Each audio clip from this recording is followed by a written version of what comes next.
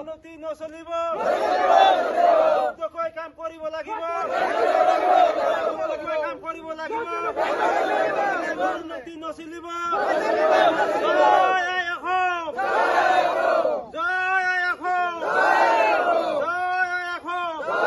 রাস্তাটা দেওয়া সরকারে দেওয়ার কারণে আমি রাইস মানে সুখীও হয়েছো যে রাস্তাটা আসুনিয়া ধরিছে বহুত দিনের পিরিয়ড জনমের পরে ইয়াত কোনো রাস্তা হওয়া নাই। এই রাস্তাটা হওয়ার পিছতে আমি সুখীও সকলে হয়েছি, কিন্তু কামর যেটা দুর্নীতি ইয়ার পর আমার দুঃখীও হলো। এই সরকারকে অনুরোধ জানা, যেমনকি এটা আরকাটা ফুলপুরের মাজত যেটা একটা ব্রিজ আছে, সেই ব্রিজের কাম কোনো আদারুয়া মানে এইটো হওয়া নাই। আৰু ওই যে উপরে যেটা 2 ইঞ্চি করে কি দিব লাগে, কি কয় এইটো টানা 2 ফাতে টানা ধরে রেগিং হব লাগে, হওয়া নাই। তাই এদিন জলেশ্বরের এটা লড়া ইয়াতে আহি বাজারত আমার ফুলপুর বাজারত মিটিং করিলে যে সকলোখিনি আমি দায়িত্ব লৈছো। এতিয়া সিহঁতৰ তো নাহে আৰু বিভিন্ন কয় আমাক কিবা এটা কলে কয় আমালোকে টেনশন নদিব, কাম কৰিবলৈ দিয়ক।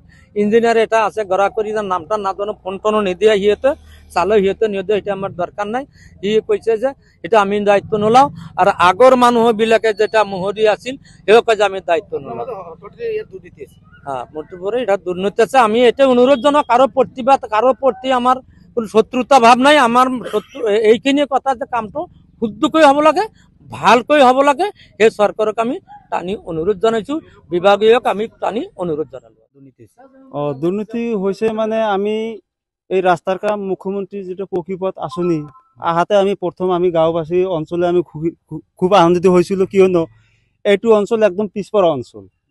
ইয়াৰ মানুহ মানে যিবিলাক ছাত্ৰ ছাত্ৰী আছে আপাৰ ক্লাছৰ কোনোবা ঠাইত মানে শিক্ষাৰ কাৰণে যাব নোৱাৰে, একদম বেকৱাৰ্ড প্লেচ। পক্ষীপথ হৈ গ'ল, আমি ৰাইজে সহযোগ কৰিলোঁ, সহযোগ কৰাৰ কাৰণে আমি থিয় হৈ আছোঁ, ৰেডি হৈ আছোঁ। কিন্তু দেখা গ'ল যে এই যি ঠিকাদাৰে মানে কামটো কৰি আছে, কালি মাটি পেলাইছে, আজি চেনকাৰা বিহি গৈছে। মানে ৰাস্তাৰ চাইড বাম নাই, কোনো ইষ্টিমেট নাই, ৰলাৰ মাৰা নাই, পানী মাৰা হোৱা নাই। আমাৰ স্থানীয় যিবিলাক প্ৰতিনিধি আছে এইবিলাক মানে চকু মুদা খুলি নিচিনা আছে, আমাক বোকা বুলি ভাবি আছে, একদম চৰম দুৰ্নীতি হৈ আছে। আমি এইটো মানে অভিযোগ কৰিছোঁ, ৰাইজে আমাৰ লগত আছে যে কামটো শুদ্ধকৈ হ'ব লাগে, নিয়ম মাফিক হ'ব লাগে।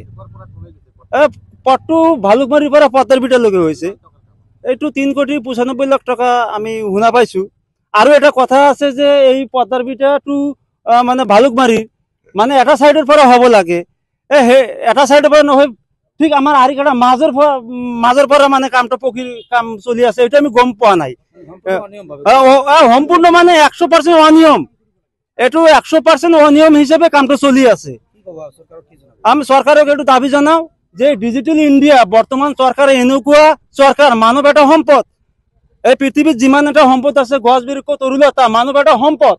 এই মানৱ সম্পদকে ৰক্ষা কৰাটো বা মানৱ সম্পদৰ চলাফেৰা কৰাৰ দায়িত্ব যি চৰকাৰে আছে, সেই হিচাপে আমাৰ এই দুৰ্ভোগীয় অঞ্চলৰ মানুহৰ প্ৰতি লক্ষ্য ৰাখি যাতে মাননীয় মুখ্যমন্ত্ৰী ডক্টৰ হিমন্ত বিশ্ব শৰ্মা এই আমাৰ এই আপোনাৰ জৰিয়তে এই কথাখিনি কৰ্ণগোচৰ কৰি আমাৰ এই অঞ্চলৰ কামখিনি যাতে শুদ্ধকৈ ভালকৈ কৰে আৰু দুৰ্নীতি মুক্ত কৰি দিয়ে, আমি চৰকাৰক আমি অনুৰোধ জনাইছোঁ।